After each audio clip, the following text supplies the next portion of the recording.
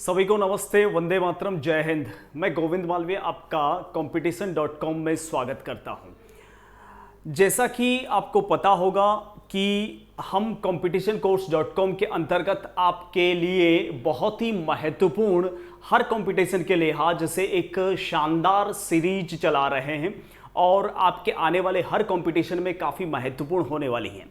मैं ज़्यादा आपका समय स्टार्ट में नहीं लूँगा, बीच बीच में हम कंपटीशन के लिहाज से आपसे टॉकिंग करते रहेंगे, लेकिन फिलहाल मैं आपको इतना बता दूं कि कंपटीशन एग्ज़ाम जो है वह बहुत सारे कहते हैं कि कड़ी मेहनत से देना चाहिए, लेकिन मैं इस बात को एक्सेप्ट नहीं करता। कंपटीशन एग्ज़ाम कहीं ना कहीं मेहनत से तो देते ही देते हैं, साथ साथ स्मार्ट स्टडी पर भी हमें जोर देना चाहिए। यानी कंपटीशन एग्ज़ाम जो है वह एक माइंड गेम है और उसको अगर आपको क्रैक करना है तो कुछ न कुछ प्लान के साथ कुछ न कुछ स्ट्रेटेजी बना के चलना चाहिए। और कंपटीशन एग्जाम में जो भी पढ़ता है या पढ़ाता है तो मेरे ख्याल में वह एक कोच है जिसका काम होता है सही दिशा प्रदान करना। क्या आएगा, कितना आएगा, क्यों आएगा, कैसे आएगा, अगर ये कोई सार्थक अर्थों में बताता है तो वो कंपटीशन एग्जाम में पढ़ाने लायक है या पढ़ने लायक है। वैसे भी मेरी खुद का अनुभव है कि कोई भी सब्जेक्ट या कोई भी वैकेंसी हार्ड नहीं होती, कोई भी सब्जेक्ट या वैकेंसी हार्ड नहीं होती, बस उसको पढ़ने और पढ़ाने वाले की रुचि होनी चाहिए, उसमें सारा कुछ इजी हो जाता है। ठीक है, तो देखते हैं, हम थोड़ी सी चर्चा कर लेते हैं, बाकी चर्चाएं हम बाद में धीरे धीरे करते रहेंगे। देखिए, हम आज चर्चा करना चाहते हैं इतिहास की। आप जानते हो अच्छी तरह से कि इतिहास का रोल कंपटीशन एग्जाम में कितना महत्वपूर्ण है और इसका जो रोल है वह कहीं ना कहीं कॉम्पिटिटर को या तो एग्जाम में बाहर करता है या अंदर करता है। मैंने ये भी देखा है, महसूस किया है अपने 8 साल के टीचिंग करियर के अंदर कि जिस व्यक्ति ने, जिस कॉम्पिटिटर ने इस सब्जेक्ट से मोहब्बत की उसकी नैया पार है और जिसने इसको नकारा ये सब्जेक्ट उसको उखाड़ फेंकता है कंपटीशन एग्जाम में।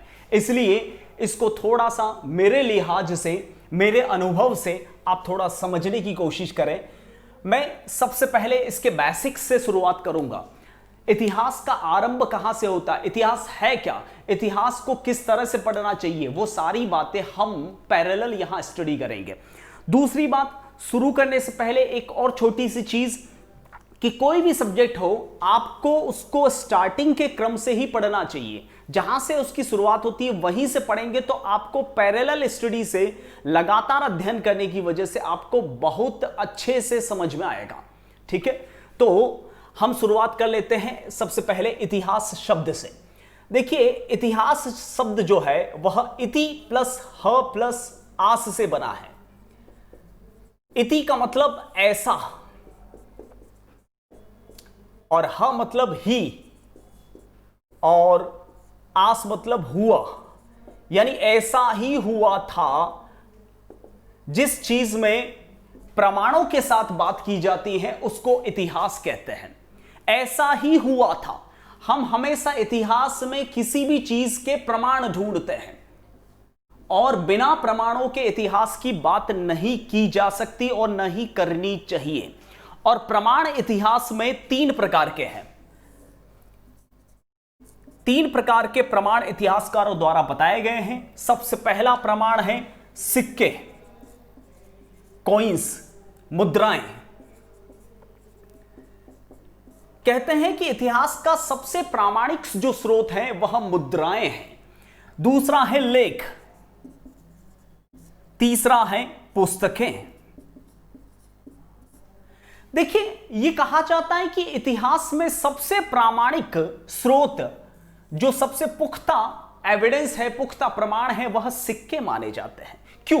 क्योंकि कहते हैं कि सिक्का कभी झूठ नहीं बोलता। आपने सुना होगा, राजे रजवाड़ों के अंदर बहुत सारे बड़वाजी बैठते थे, चारण भाट बैठते थे। उनका काम क्या था? जिसकी खावे बाजरी उसकी उठावे हाजरी। तो सीधा सा मतलब है कि राजा की प्रशंसा करने के लिए वो कुछ भी लिख सकता है क्योंकि उसे बहुत सारा इनाम मिलेगा। लेकिन पुस्तकों में ये चीज अधिकतर पाई जाती है जो विवादास्पद होता है। लेकिन कहते हैं कि सिक्का कभी झूठ नहीं बोलता। सिक्का यह बताता है कि उस राज्य की आर्थिक दशा कैसी थी, सिक्का बताता है कि उस राज्य की सामाजिक दशा कैसी थी, सिक्का यह बताता है कि उस राज्य की राजनीतिक दशा कैसी थी। अब आप सोच रहे होंगे कि सिक्का कैसे बता रहा है।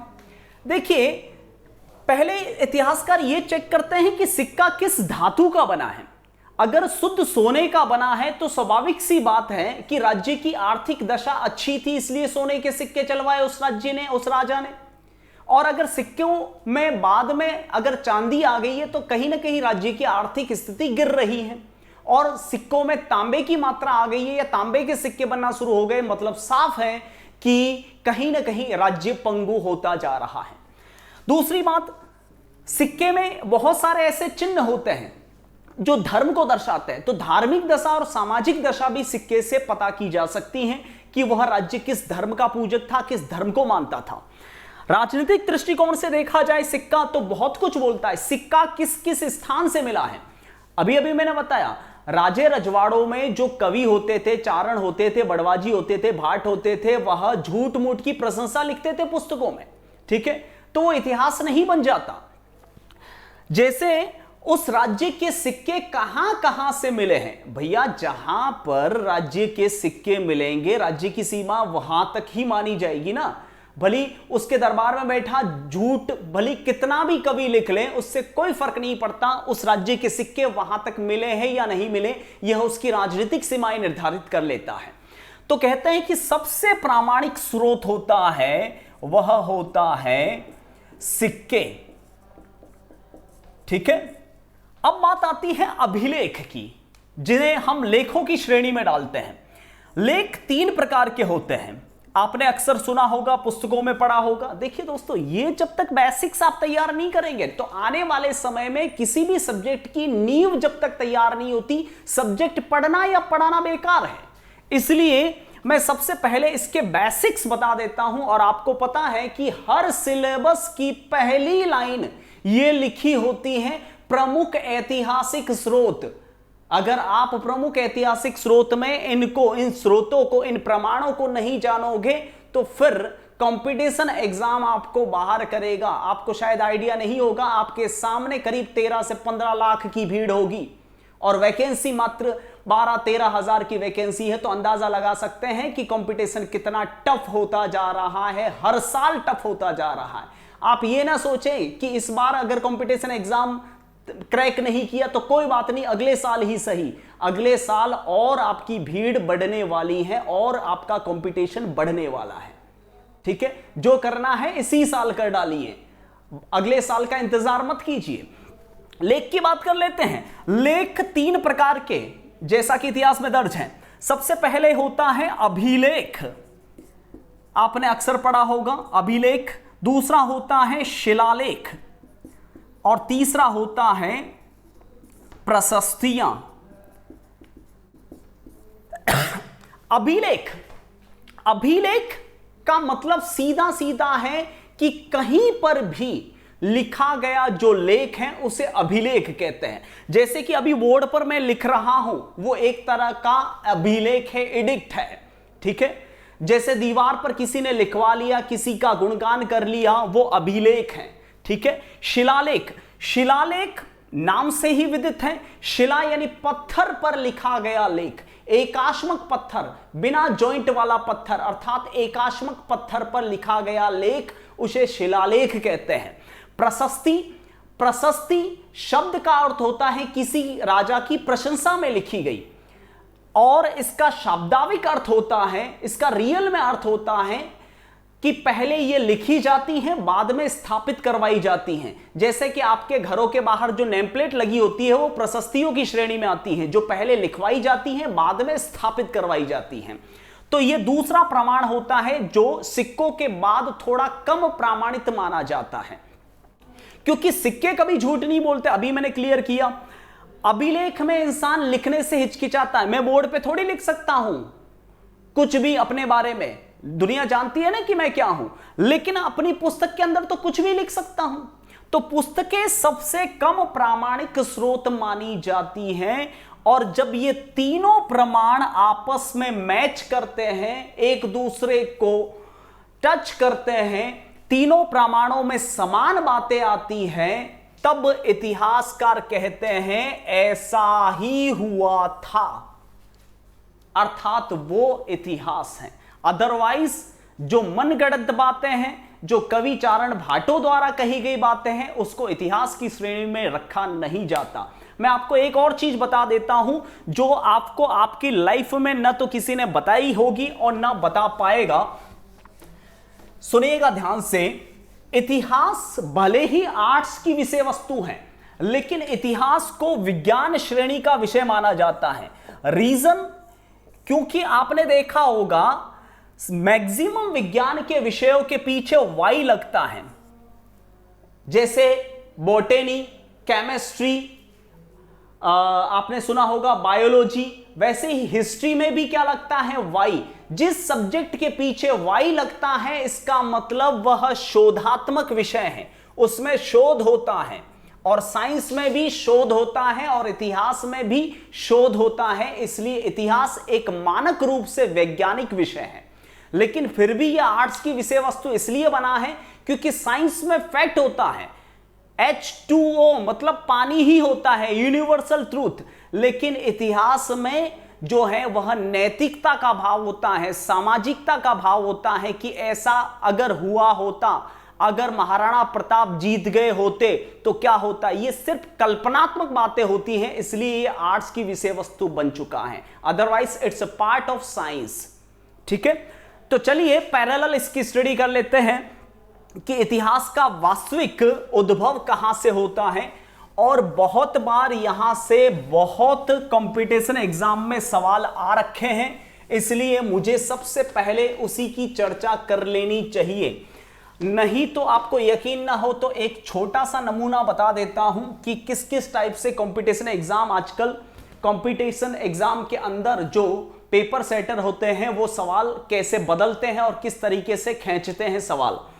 वो जमाना गया जो 5-10 साल पहले होता था, सीधे मुंह सवाल फैक्ट्स से पूछा जाता था। आजकल सवालों में एनालिसिस पूछी जाती है, व्याख्याएं पूछी जाती हैं। उस टॉपिक को, उस फैक्ट को समझना होता है। ठीक है, फैक्ट्स रटने की आदत नहीं रखनी चाहिए आजकल के कंपटीशन एग्जाम में। देखिए, एक सवाल मुझे खुद को भी हिला गया था। सवाल देखिएगा, सीधा सीधा पूछा गया था, कालीबंगन नाम तो काफी फेमस है, आपने सुना ही होगा, हर एग्जाम में यह सदाबार रहता है। इसका सवाल निश्चित तौर पर 99% आने के चांसेस रहते हैं। और मैं आपको बता दूं, आपके एग्जाम में भी ये छप गया समझो, आएगा नहीं, छप गया समझो। ठीक है, पूछा गया था कालीबंगन, जो आपके सिलेबस में निश्चित तौर पर है, में मानव किस प्रजाति का निवास करता था। अब यह सवाल पूछना उनका जायज है या नहीं है? बिल्कुल जायज है, क्योंकि सिलेबस में कालीबंगन है और कालीबंगन में किस टाइप का मानव निवास करता था यह जानना आपको जरूरी है। ऑप्शंस दे रखे थे, ये RS 2013 का सवाल है, प्री में ऑप्शंस इस प्रकार से दे रखे थे, प्रोटो ऑस्ट्रेलॉयड,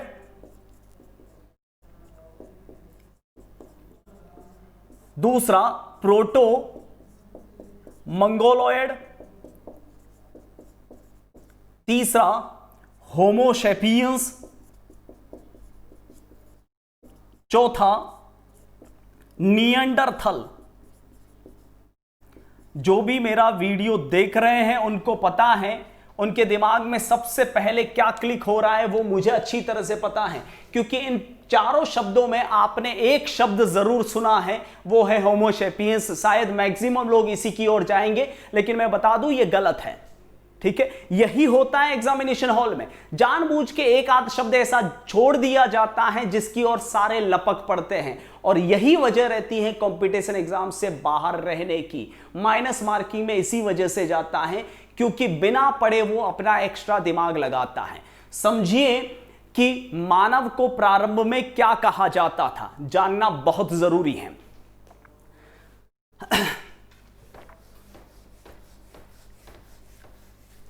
देखिए, एक छोटी सी बात, एक छोटी सी चर्चा आपसे, कि मानव कहीं कहीं पर मनुष्य भी बोला जाता है, ह्यूमन बोला जाता है उसे। वैज्ञानिक भाषा में होमो सेपियंस कहते हैं। ठीक है, सब मानते हैं कि मानव एक बंदर से उत्पन्न हुआ है। बंदर जानते हैं, बंदर होता है लाल मुंह वाला और काले मुंह वाला होता है लंगूर। तो ऐसा माना जाता है कि बंदर से उत्पन्न हुआ है मानव। तो कुछ अतिवादी इतिहासकार यह तर्क देते हैं कि अगर मानव बंदर से उत्पन्न हुआ है तो बंदर अब तक इंसान क्यों नहीं बना? बात में तर्क तो है। तो मानव बंदर से उत्पन्न नहीं हुआ है, यह कोरा झूठ है। ठीक है, मानव की उत्पत्ति मानी जाती है बंदर की एक प्रजाति से, बंदर की एक कैटेगरी से, और उस प्रजाति का नाम है निएंडरथल। अभी भी उस प्रश्न का आंसर नहीं आया है। आप यह मत सोचना कि निएंडरथल उसका राइट आंसर था। यह क्या है? एक बंदर की प्रजाति है, इंसान नहीं है। बंदर की एक कैटेगरी है, यह इंसान नहीं है, बंदर की एक प्रजाति है। ठीक है, निएंडरथल की कैटेगरी का वो बंदर होता है, जैसे आपने देखे भी होंगे फिल्मों में या फिर खुद कहीं पर भी जू में, चिंपैंजी और गोरिल्ला जो बंदर होते हैं वह निएंडरथल कैटेगरी में आते हैं। ठीक है, यानी मानव जो है ये रोड पे घूमने वाले बांदरों के वंशज नहीं है। मानव जो है वह चिंपैंजी और गोरिल्ला कैटेगरी के निएंडरथल है। ठीक है, उनसे मानव की उत्पत्ति मानी गई है। और आप जानते हो अच्छी तरह से कि बंदरों और इन बंदरों में यानी इन निएंडरथल में रात दिन का अंतर है। इनका व्यवहार, इनका हाव भाव है वह मनुष्य से मिलता जुलता है। ठीक है, और इस निएंडरथल कैटेगरी के बंदरों की दो प्रजातियां बताई गई हैं। एक प्रजाति है जिसको कहते हैं प्रोटो ऑस्ट्रेलॉयड, और एक प्रजाति को कहा जाता है प्रोटो मंगोलॉयड। ठीक है, ये चारों ही ऑप्शंस में थे। ठीक है, जो अभी अभी मैंने शब्द बताए वो चारों ही ऑप्शंस में थे, इससे पहले जो मैंने प्रश्न आपको बताया था। प्रोटो ऑस्ट्रेलॉयड और प्रोटो मंगोलॉयड निएंडरथल की दो कैटेगरीज हैं। अब इन दोनों में से सभ्यताओं में कौन सा मानव निवास करता था यह हमें जानना है। ठीक है, तो सबसे पहले बात कर लेते हैं प्रोटो ऑस्ट्रेलॉयड और प्रोटो मंगोलॉयड है क्या। देखिए, प्रोटो ऑस्ट्रेलॉयड और प्रोटो मंगोलॉयड जो है वह निएंडरथल से मानव की ओर विकसित होने की एक कैटेगरी है। ठीक है, और इसका प्रमाण सबसे प्राचीन मिला है, यानी मानव उत्पत्ति का सबसे प्राचीन प्रमाण मिला है 50 लाख ईसा पूर्व, और यह प्रमाण मिला है मध्य अफ्रीका। मध्य अफ्रीका का एक देश आपने सुना होगा, जिम्बाब्वे। क्रिकेट देखते हैं आप, अच्छी तरह से पता होगा। और एक देश है जिबूती। जिबूती और जिम्बाब्वे में सबसे प्राचीन मानव उत्पत्ति के प्रमाण मिले हैं, यानी निएंडरथल के प्रमाण मिले हैं। ठीक है, यहां तक क्लियर। चलिए आगे बढ़ते हैं। देखिए, अभी अभी मैंने कहा कि मानव जो है वह निएंडरथल प्रजाति का एक बंदर है, उससे उत्पन्न हुआ। और उस बंदर की प्रजाति की दो कैटेगरी पुरातत्ववेत्ता यानी आर्कियोलॉजिकल डिपार्टमेंट ने बता रखी हैं। ठीक है, आपको आइडिया होगा थोड़ा बहुत कि भारत जो है वह कैसा इलाका है, गर्म या ठंडा। मैंने दो ही ऑप्शंस दिए हैं आपको, गर्म या ठंडा। भारत जो है वह एक गर्म इलाका है, वैसे शीतोष्ण कटिबंधीय इलाका कहलाता है भारत। ठीक है, मैं कोशिश कर रहा हूं थोड़ा सा ये मैप बनाने की, अगर शायद आपको ठीक नहीं लगेगा, इतना भी अच्छा नहीं बनाया है, फिर भी मैं ट्राई कर रहा हूं। ठीक है, मेरे गुरुजी कहते थे कि बिना डेट और मैप के कभी इतिहास न तो पढ़ना चाहिए न पढ़ाना चाहिए। थोड़ा बहुत मैंने बनाने की कोशिश की है। यह है भारत, इंडिया, पड़ोस में वो मनुष्य मुल्क पाकिस्तान, यहाँ अफगानिस्तान और यहाँ पर ईरान और यहाँ पर सीरिया, लेबनान जैसे कंट्री, इसके अलावा इज़राइल वगैरह, ये सऊदी अरब है, यहाँ पर इजिप्ट है, और ये है ग्रीस, ये है इटली, सोनिया जी का पीहर, और ये है पोर्तुगाल, और यहाँ है स्पेन वगैरह, ये कंट्री। थोड़ा बहुत बेसिक आइडिया आपको मिल गया होगा। देखिए, आपको पता होगा यहां से विषुवत रेखा निकलती है, यानी भूमध्य रेखा। थोड़ा सा ज्योग्राफी बता रहा हूं, हालांकि मुझे ज्योग्राफी का इतना अनुभव नहीं है, आप ज्योग्राफी के स्पेशलिस्ट से अच्छे से कंसल्ट कर सकते हैं। ये जो 23.5 डिग्री जो है वह कर्क रेखा निकलती है उत्तरी अक्षांश में, और 23.5 डिग्री जो दक्षिणी अक्षांश है वहां से मकर रेखा निकलती है। ये वाला जो पोर्शन है यहां से यहां तक, यानी कर्क रेखा से मकर रेखा वाला जो इलाका है वह उष्ण कटिबंधीय इलाका कहलाता है, यानी गर्म इलाका कहलाता है। और आप जानते हो कि गर्म इलाके में इंसान कैसे रहते हैं, गोरे या काले? गोरे या काले? काले लोग। देखिए, आपको पता होगा ये अफ्रीका महाद्वीप है, और अफ्रीका में मैक्सिमम लोग कैसे हैं? मैक्सिमम क्या, लगभग सारे ही लोग कैसे हैं? काले हैं। तो आप मुझे बताइए, ये वाला इलाका अगर भारत का है तो यहां कैसे लोग होने चाहिए, गोरे या काले? काले। तो मूल मानव भारत का कौन सा हुआ, गोरा या काला? काला। तो आप मुझे जरा अंदाजा लगा के बता सकते हैं, वीडियो देखते देखते आपको थोड़ी फन भी लग रहा होगा, लेकिन आप अंदाजा लगाइए कि हम गोरे कैसे और कहां से आए। यानी इसका मतलब साफ है कि हम भारत के मूल निवासी नहीं हैं। ये मैं मेरी तरफ से बात नहीं कर रहा हूं, मैं बात कर रहा हूं आर्कियोलॉजिकल डिपार्टमेंट की ओर से। ठीक है, उन्होंने साफ इसके पुख्ता प्रमाण दिए हैं कि हम गोरे लोग जो हैं वह आर्यंस हैं, यानी आर्य हैं, यानी विदेशी हैं जो बाद में आए हैं। और आपको भी पता होगा कि आर्य सभ्यता यानी वैदिक सभ्यता से पहले सिंधु घाटी सभ्यता थी, और सिंधु घाटी सभ्यता का ही स्थल है कालीबंगा। ठीक है, इसका मतलब साफ है कि सिंधु घाटी सभ्यता अर्थात कालीबंगन में रहने वाला जो इंसान था वह हम जैसा गोरा नहीं था, वह काला था। तो उसकी दो कैटेगरियां थी, और दो कैटेगरियां अभी अभी मैंने बताई थी, प्रोटो ऑस्ट्रेलॉयड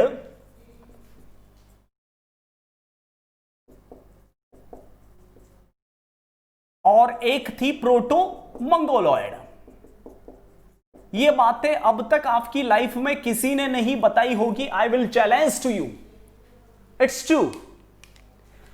इसी प्लेटफॉर्म पर आपको मिलेगी, और सच बता रहा हूं, मैंने भी किसी प्लेटफॉर्म में बताने की कोशिश नहीं की, क्योंकि इस चैनल ने मुझे पूरी फ्रीडम दी कि बच्चों को अच्छे से आप पढ़ाओ, और जितना हो सके उनको कंपटीशन एग्जाम क्रैक करने में किसी भी प्रकार की समस्या परेशानी नहीं आनी चाहिए। इस वजह से मैं खुल के यहां बात कर रहा हूं, अदरवाइज लिमिटेशंस होती हैं कुछ, इस वजह से हम भी इतनी खुल के बात नहीं कर सकते।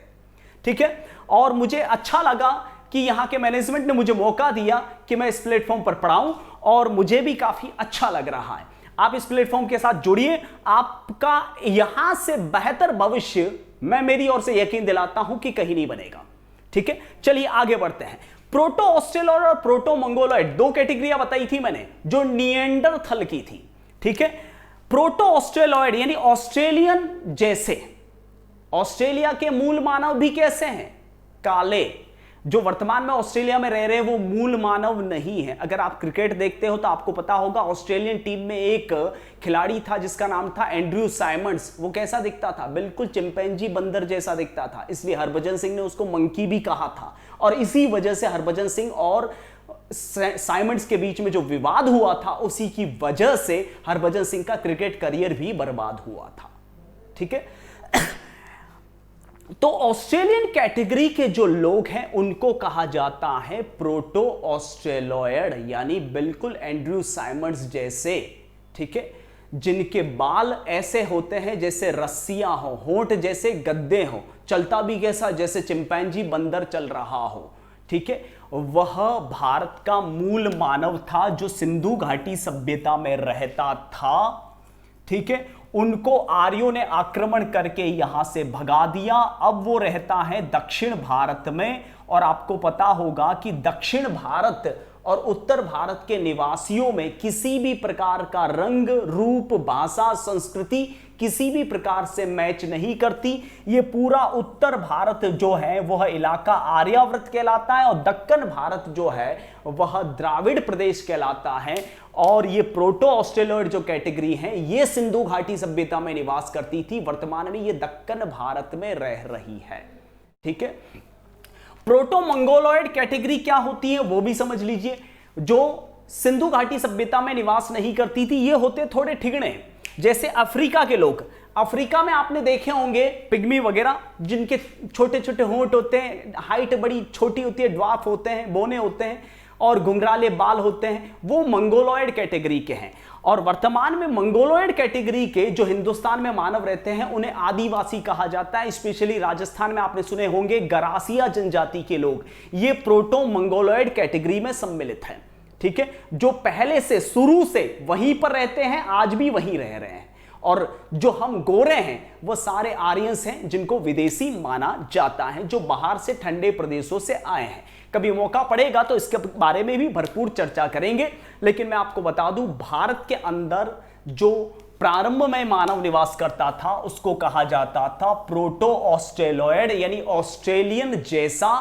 अब प्रोटो शब्द का अर्थ क्या है?